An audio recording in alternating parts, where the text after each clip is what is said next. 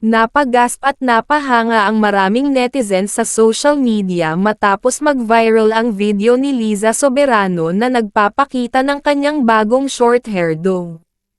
Noong Lunes 14 ng Oktubre, ibinahagi ng sikat na makeup artist na si Anthea Bueno ang isang video sa Instagram kung saan makikita si Liza na suot ang kanyang mixing buhok para sa preview PH.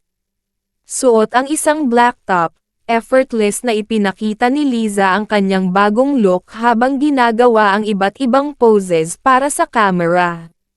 One of two beauty looks on at Liza Soberano for her at preview cover.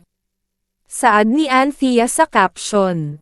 Agad namang binaha ng papuri mula sa netizens ang comment section, kung saan marami ang napawaw sa ganda at confidence ni Liza kahit pa maiksi na ang kanyang buhok. Ilan sa mga komento ng netizens ang, Taylor Hill Kalo Kalike, at Babe. This is insane. May mga nagsabi pa, yung ang pogi mo pero ang ganda mo rin, at saan ba pwede ay check out yang mukha na yan? Bilang isang aktres, singer, endorser, at modelo, patuloy na namamayagpag si Liza sa kanyang karera.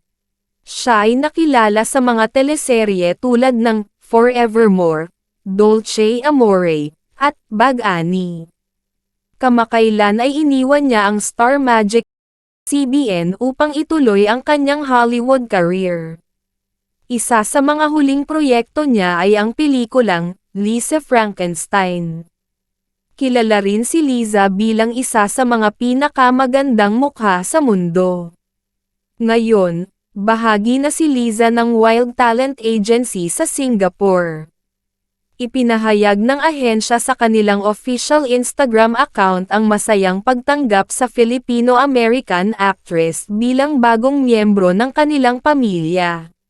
Patuloy na pinapabilib ni Liza Soberano hindi lamang ang kanyang mga fans, kundi pati na rin ang buong mundo, sa kanyang husay at natatanging kagandahan.